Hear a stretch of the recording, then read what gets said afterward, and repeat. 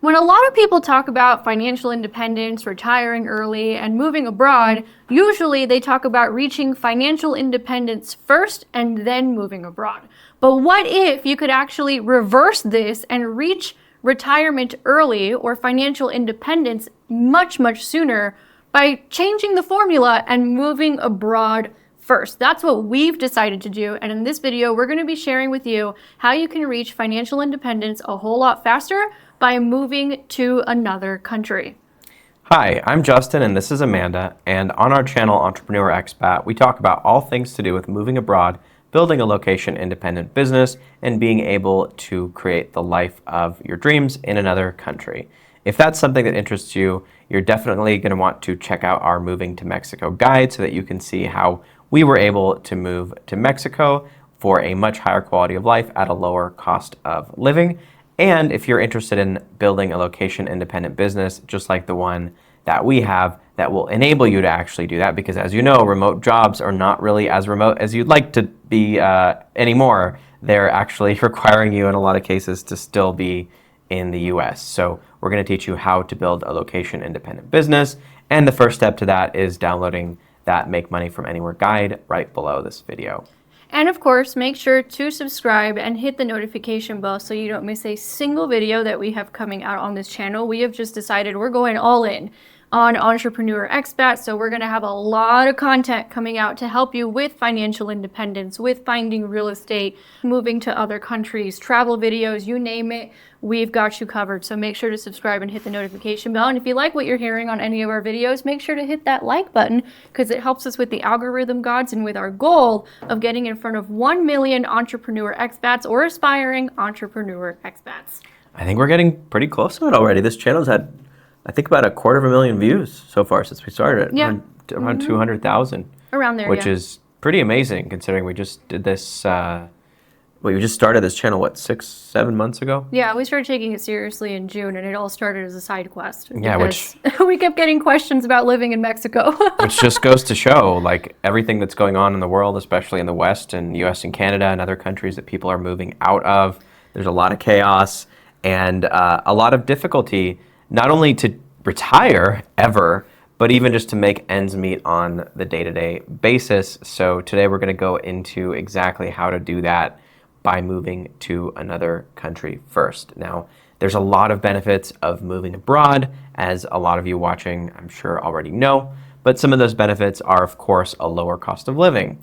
We spend between the two of us maybe $3,000 a month, and that includes like our rent here in Guadalajara, water, electricity, eating out, massages, nails, internet, cell phones, water delivery, everything we need, including power to run this house, AC units, whatever. Like, we live very comfortably for what just rent would be nowadays in big cities in the US like New York or LA or Miami.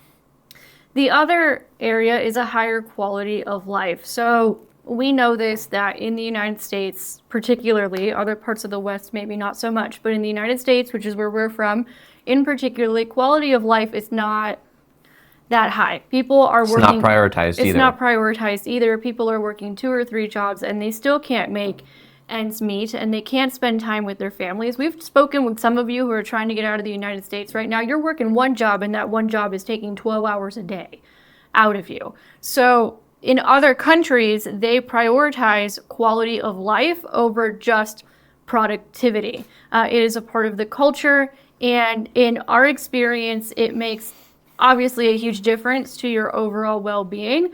But not only that, imagine being in a country where, number one, you have a much lower cost of living to have a really good life.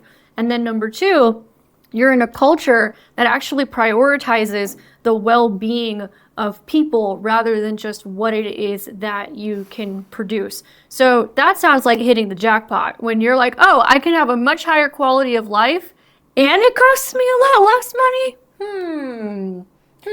That's something worth considering. Yeah, and we'll have to do another video on this topic very soon. Maybe we'll even shoot another one today.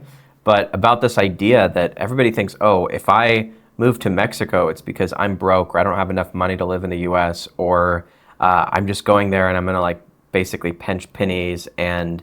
Pinch pennies, you mean? pinch pennies, yes, and significantly reduce my quality of life. But the opposite is true. Sure, one of the main reasons why I moved to Mexico was to have more runway for my business, to be able to build and grow and invest more of the cash flow into what I was doing instead of just invest it or throw it away, I should say, on like the basic necessities. But what I discovered very quickly was that the quality of life here is much better. People are nicer, they're friendlier. And another reason that I really like it here, and this is something that I didn't realize when I first came to Latin America, was just how many new markets and opportunities there are here, whether in real estate, in consulting, finance. There's just so many opportunities that might be regulated out of existence in the US, or that just don't exist because it's such a mature marketplace versus a lot of these other countries are still growing in terms of the economies and things like that at a much higher pace. So there's a lot more kind of ground floor opportunities that we're seeing. Yeah, and one of those opportunities, like you mentioned, was real estate. I mean, what is the average cost of a house in the United States right now? So like our landlady, when we were asking her how much she would sell this house for, told us about $250,000 for it's a 3-story house. It's a little on the older side for sure, but yeah, 3 stories. I think there's 4 or 5 bedrooms, because we have 2 offices, our bedroom, a studio downstairs, and a guest room upstairs with its full bathroom. And the offices also have a bathroom that they share, and obviously a bathroom in the master, a bathroom downstairs. So like pretty good sized house. The same thing in, I know, San Jose, where I'm from, would easily be like 800,000 to $1 million based on like the size, depending on the neighborhood, maybe even a little bit more. And this is considered one of the greatest neighborhoods. Yeah, this is one of the nicest Guadalajara. neighborhoods here. And I think that the price you quoted us was a little inflated, to be honest, for what the house is. However, you also have options where you're like, oh, I can go, buy a plot of land. There's still plenty of that left in Mexico and build. And we've seen people do that where they do, they buy a plot of land for $15,000, $20,000. And then they build for, $40,000 or $50,000. Yeah, that's what we're gonna do soon. Yeah. We're looking at getting some land in a town close by here potentially in the next few months, and looking at building something there instead of just paying rent in a big city. I'd rather go where there's opportunity. Again, ground floor opportunity, and we'll talk about what that means for your finances soon as well. So there's lots of different reasons why moving abroad can add to your financial independence and you getting there a lot faster than if, for example, you stay in the US or Canada and you keep trying to pay all those taxes and all those bills, and you're like, I'm working as hard as I can and I still can't save half my income, like all these financial independence, retire early people are telling me to do. The FIRE movement, yeah. And the reason why you can't do it is because the math isn't mathing. So you can make the math by, number one, making your own money through a location-independent business, and number two, just moving to another country where you have a much lower cost of living. I mean, we were able to save more than half our income just last month. So it would have been, like, could we have done that in the United States? Yeah, if we were living really frugally and our lives were miserable. Or if both of us were software engineers making 6 figures. Or both of us were software engineers. So...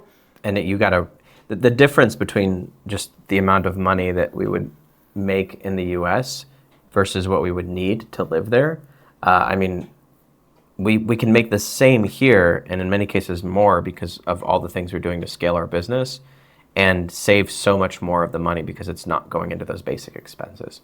So let's get into some of the different locations around the world that people are interested in for a much lower cost of living. We do have another video on the top places for expats, so we'll make sure to link it down below if you want to check that one out. But obviously, very popular one, Mexico, which is where we are. A lot of people get started in Mexico because of its close proximity to the United States, so you're still close to family, low cost of living, lots of opportunity for real estate in Mexico and just business in general. The residency process is pretty straightforward. I know a lot of you are saying that the money that Mexico is requiring is crazy and out of this world, and it's getting more expensive. Especially if they have kids, yeah. Especially if they have dependents. What do you have to say about that? Because, I don't know, maybe for us it doesn't seem like that much, because since we run our own business, we're like, okay, bet, we have a new goal, and then we just make the money. Yeah, I mean, I would say that number one, there's always ways around it. There's always loopholes. Like for a few of the clients that we've talked to where they were working on moving to Mexico, but they had a family the consulate was asking for upwards of $9,000 a month in income that they didn't have. You really don't need that much money to raise a family of 4 in most places in Mexico, almost any place, unless you're just going super wild with lifestyle choices and everything. Like private school for all of the kids, you live in the best neighborhood in the best city, you have like assistants and maids, and I don't know, I think it'd be really difficult to spend $10K a month here. So the consulate does ask for more money than you would actually need, but you can always get your residence and then bring the kids, basically like bring them with you, but get a separate visa later. There's different loopholes. There's also a regularization program that they still have available in certain cities. Obviously, this is not tax or legal advice. Please consult your immigration attorney, professional, etc. Disclaimer thing there. But there are always options, and it's important to know that you shouldn't ever say, okay, well, the consulate said this, so then I'm just SOL and there's no way I can make this happen. Instead, think like a business owner, think like an entrepreneur, and say, okay, what is the solution? How do I find the solution? How do I make the right contacts? How do I make the money? Money, connections, whatever, that I either need to meet that requirement or figure out some way around it, because there's ways to do that as well. Colombia is another one that's very popular among expats. You spent 3 years in Yeah, Colombia. Colombia is an amazing country. The immigration process is a little bit trickier from what I've seen versus Mexico, especially if you want to migrate there permanently and like have permanent residence. In Mexico, it's pretty easy. If you meet a basic income requirement for a single person, right now it's a few $1,000s a month. It's about you get, $4,100. You get your temporary residence. You can convert that to a permanent residence. And if you'd like, also get a passport shortly after. So within about 4 to 6 years, you could have permanent residence and or citizenship, versus in Colombia, you can do that in some cases, but you often have to go on a special type of visa, like if you're investing or if you're buying real estate or other things. Typically, just showing them income isn't quite enough to be able to get on a permanent residence track, at least the last time that we checked. That's like kind of the downside, but if you do have money to invest there, it's not a lot. I think it was like under $100,000 the last time I checked, but they're always changing the requirements. But Colombia is a beautiful country. I lived in Medellin most of the time that I was there for a little over 2 years. Now I would say that city's a little saturated with gringos, but there's still nice areas if you don't mind going somewhere a little more up and coming, because it's just been like this huge gringo hotspot. So unless you want to be just surrounded by expats all the time, which kind of defeats the purpose, maybe look other places. It could be another neighborhood of Medellin, or it could be other towns or cities. I spent some time in Armenia, which is a smaller city. It's located near where they have all the coffee production and beautiful landscapes, beautiful mountains and things like that. Bogota is another cool city. It's bigger than Medellin. It's the biggest city actually in Colombia, and the food there is amazing. Like, it's very metropolitan. They have cuisine from all over the world. I would say Medellin's a little bit more kind of laid back. Bogota's more, it's a capital city. It's more like DC or New York, versus Medellin feels, I guess, a little bit more like LA, but before they ruined it. That's what they say about Mexico City and Guadalajara. That Yeah. Mexico City feels like New York and Guadalajara is like LA. Yeah, that sounds about right. Yeah, for sure. And another country that a lot of people are moving to is Thailand. And Chiang Mai is a city that there's a lot of expats, very low cost of living for the quality of life. Bangkok, Koh Samui. Yep, Koh Samui, a lot of the other islands as well, very popular with expats, and several countries in Southeast Asia as well. We've got other videos where we go into some more of those hotspots. And Portugal. Portugal is very popular among expats. Now, they did have a golden visa program. It seems like they have gotten rid of it because locals were upset that foreigners were buying up a lot of property. But they did have a golden visa program where you could buy property in Portugal, and then there were residency and visa and tax benefits that came along with that. That is no longer available in Portugal from our understanding. However, you can still move there in order to have a much lower cost of living. And one note about Southeast Asia, Thailand in particular, because a lot of people don't know this. So, for example, in countries like Mexico and Colombia, you as a foreigner, you can buy property, you can own property, so on and so forth. There are avenues for you to do that. With some small caveats, like if you're near the coastline or at the border, then you have to get a special type of trust, but it's still much more guaranteed property rights for foreigners than it is in Asia. Yeah, Asia doesn't have as many property rights for foreigners or even business rights. So, for example, in Thailand, a Thai person would have to be 51% owner of the business or the property. A lot of people don't know that. There are ways around it. People have found ways around it. They get it done, but that's just something to keep in mind. So let's dive into some of the practicalities of how much you can actually save and invest instead of just spending, because that's one of the things that a lot of people come to us asking about is, well, I've seen things to do with the FIRE movement and, hey, just save half your income. And it's like, I'm living in LA and my salary is $85,000 a year or even $100,000 a year. I can't save half of that. Half of that's already going out to the government. Between federal and state, I'm paying 35, 40% in taxes, sometimes more, sometimes up to 50% if you're in some of the higher income tax brackets. So it's impossible to save half of what they're making. And even if they did, the dollar amount that they would need to actually retire would be astronomically higher than it was even 5 or 10 years ago because of inflation and everything else that's going on with the economy.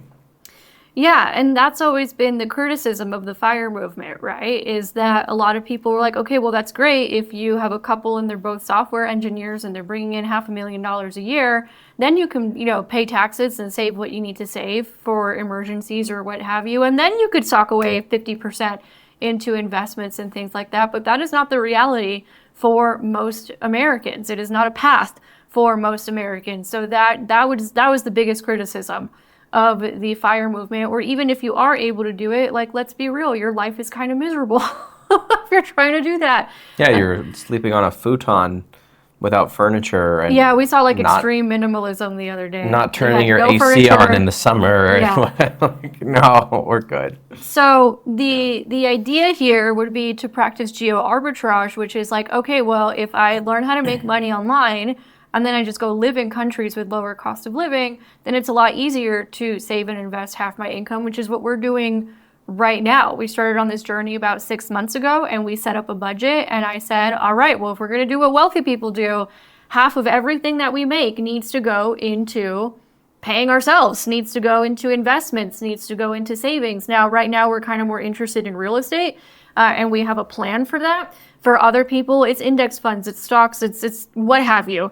For other people, they buy up businesses. I know that's something you're into, buying up businesses. So it's just a lot easier to have that level of cash flow when you're not worried about trying to meet basic necessities and all your money going to that. Yeah, so it allows you to save more. It gives you more freedom to actually invest back into your business if you have a business, which if you're going to live overseas, you definitely want to create one, which is why you should check out that Make Money From Anywhere guide below this video, because we'll show you the first steps on how to do that. But you're able to invest more into your business. Like, we're about to start doing advertising on YouTube because YouTube is performing so well for us as a lead generation source for our main businesses, for our training businesses. And so we have more money to actually be able to do that. And the other thing is, sure, long term, okay, you can invest in index funds and you get 4% max in the US roughly. In Mexico, they have accounts where even government insured types of basic savings or checking accounts, there are ways now where you can get up to 10 to 15% per year on your money.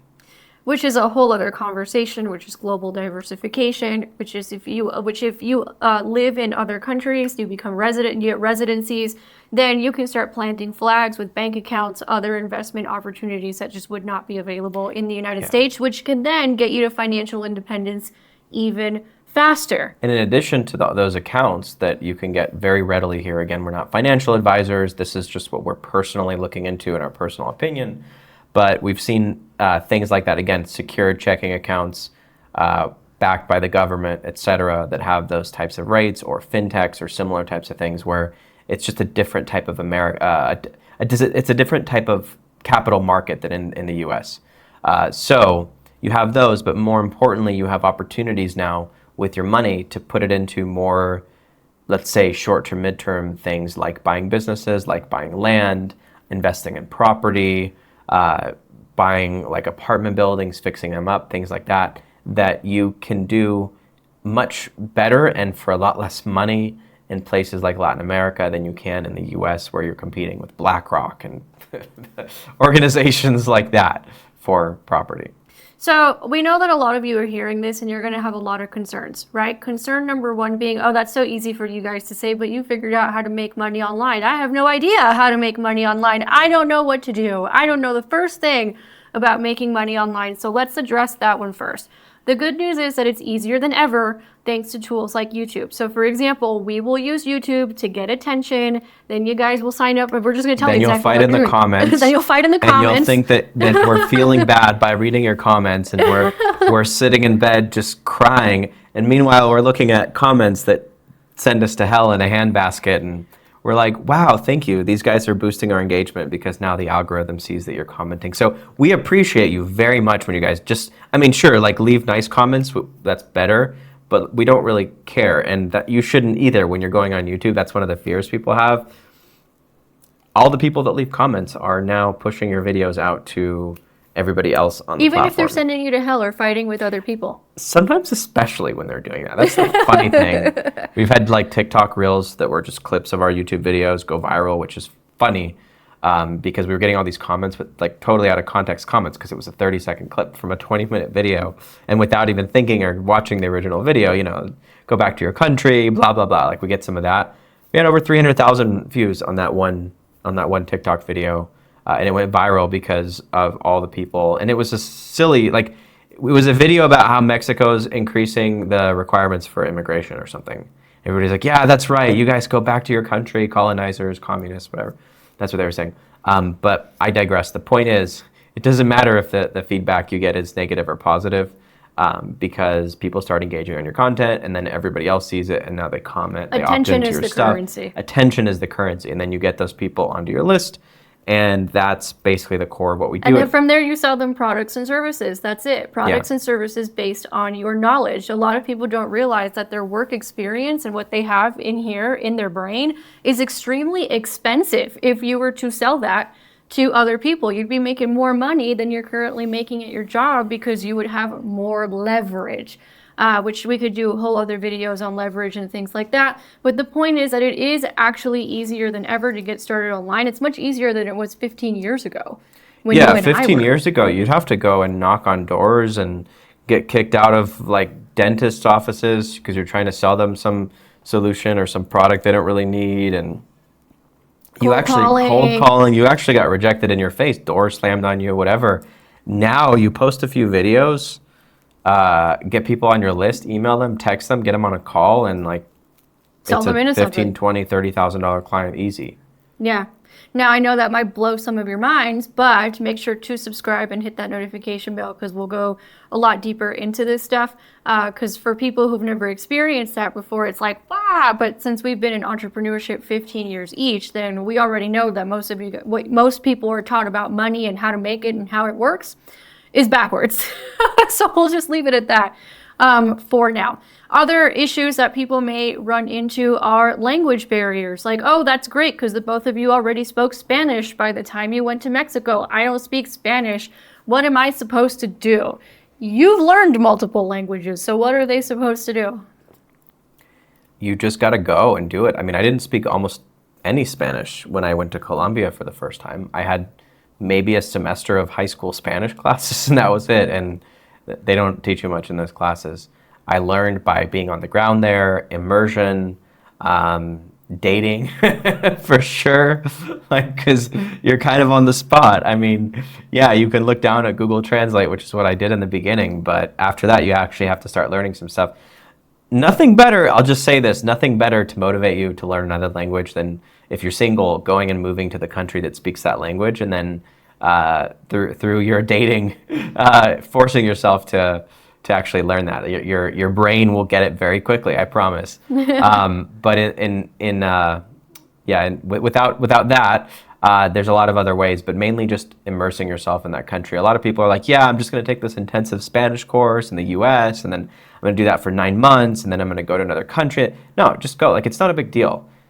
I think that you'll find that just like for the most part, Americans aren't going to judge someone from China who doesn't speak very much English, if they're asking for directions on the street or in the store or something, like, no, you're just going to be like, okay, well, what are you trying to say? Like, let me help you. It's the same thing in other countries. In fact, I would argue that people here are even nicer and more friendly to foreigners in a lot of ways. And you don't have to be afraid that you don't speak Spanish perfectly, or that you don't know what a word is or whatever, or that you have to look something up on Google Translate when you're asking for directions or trying to find something that you need.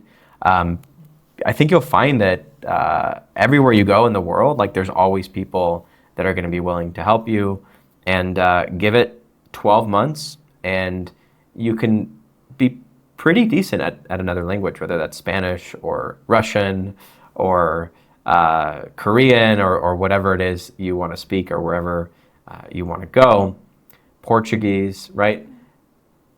You can get pretty decent in 6 to 12 months, and in a year and a half or 2 years, you can be pretty much fluent. I mean, that's what happened to me in Colombia. So. Another concern, and this came up in our video about the elections, is like, hey, this is really common actually.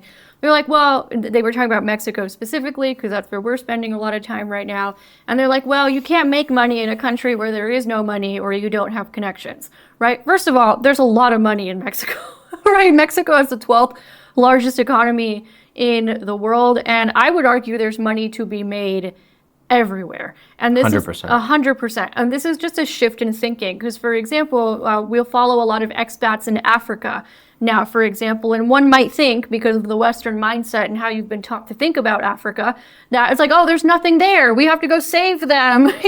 Like, I know it's horrible. But that's what Westerners are taught. It just is what it is, right? And that's how the government there acts towards a lot of those African countries also. Yeah, our government isn't exactly the nicest Yeah. to what they call developing nations, yeah. quote unquote. No, our government is not the Yeah, nicest that's what to I mean. developing Yep, nations. exactly. Yeah. And then what happens, right, is that you go over there, and I saw this couple that they were in Ghana, and the husband was originally from Ghana, the wife was from the United States, and she's like, yeah, I just see people saying like, oh, there's just problems everywhere, and all I see are opportunities to make money because of all those problems, which is a very American entrepreneurial mindset. I think most people just, because they've been at jobs, Yeah. then they don't see it that way. Yeah, I certainly see it that way. Whenever there's a lack of something, or wherever there's, circumstances that you look at and you're like, oh, I don't like this thing here, chances are there's other people that feel that way, and there aren't enough people that are fixing that issue. And then you get paid to fix it. Yeah, that's what we do all the time. All the time. That person that we're working with in the town near here as well.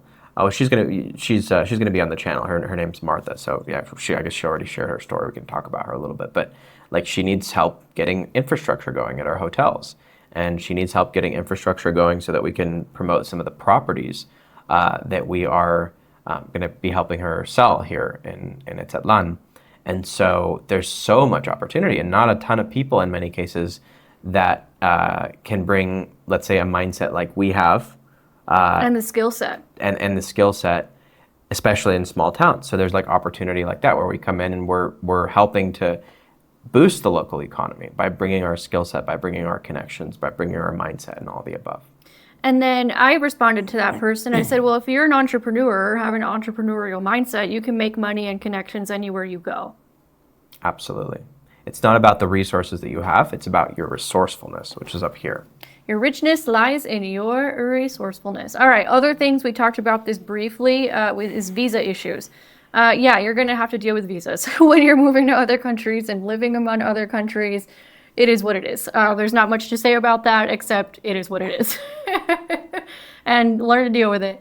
And then we've had some people in the comments, for example, they've been going to other countries, and they're like, yeah, the immigration process is a pain in the butt, but, what I'm going But if they ever tried to immigrate to the U.S., that's much worse. Yeah. But the immigration process is a pain in the butt. But what I'm going to get on the other side of the immigration process is a much higher quality of life. So you know what? It's worth it. One of you left that in the comments And it's recently. really not that big of a deal. Guys, you spend an hour and a half, you go to the consulate, you give them your bank statements, you walk out with the visa. You go to wherever city you're going to be, you make an appointment, you're there for half a day, you get your card, it's good for a year, then you renew it for 3 years. Like, you're good. It's not that complicated. You could have an attorney do all this for you for a few $1,000s. Like, it's not the end of the world. Yes, it's a pain in the ass, but like, so is going to renew your license at the DMV or whatever, right? And it's actually arguably easier to get your immigration card than spend half a day at the DMV, but it's just my opinion. Cultural adjustments is a big one. Yes, you're going to be in other countries. There will be cultural adjustments. Don't expect them to act like the people In from your your home country, that doesn't make any sense. Please don't do that, because we do know that sometimes gringos have a bad reputation Yeah. for doing that. Please don't do that. There will be cultural adjustments. And you know what? That's totally okay, because it just opens up your world to a whole new way of thinking, a whole new perspectives, new ways of doing things. And it's fun. It's fun to go learn about other cultures. 100%. Well, that's what we've got for you today about how to build financial independence by moving to another country. The most important thing to note is you want to find a place where you can both lower your cost of living, but also increase your quality of life. This whole idea that you should just pinch pennies and save everything that you have and To maybe not one go day be out able to and whatever, retire. and especially with inflation and everything else, it's very difficult to do that because the cost of living in the US and Canada and in Western Europe is going higher and higher and higher every year. And it is in Mexico as well, but not at the Not same to the rate. same degree. And because you're going to be saving so much more money compared to what you're making, you're not lowering your income, you're not lowering your quality of life, and you're saving a lot more money that you can then invest short and long term. And that goes much, much farther to retirement much quicker. Just with what we're doing right now, if we really wanted to, we could stop working in the next 4 or 5 years fairly easily. We're not going to, because we just love what we do and we love to invest, and we're working on some bigger and bigger projects. But the fact that we can is amazing. The fact that you can't, because if you guys have ever looked at these FIRE calculators, financial independence, retire early, you know, if I did them in the United States, it was like 15, 20 years, and that's considered good. And then I just did the numbers that we have here in Mexico, and obviously we're going to keep making more money because that helps get you there faster. But it was like, oh, I mean, if you do what you've been doing the last few months and you continue at this rate in terms of income and savings without even making more money, less than 5 years, we could reach financial independence. Yeah. So there you have it. Those are the starting points to build your nest egg and live and move abroad. Make sure you check out the Moving to Mexico guide if you're interested in learning more about moving to a place like this. And check out that Make Money from Anywhere guide so that you can actually create the foundations of an online location independent business and make money from anywhere. Like and subscribe, and we'll see you on the next one.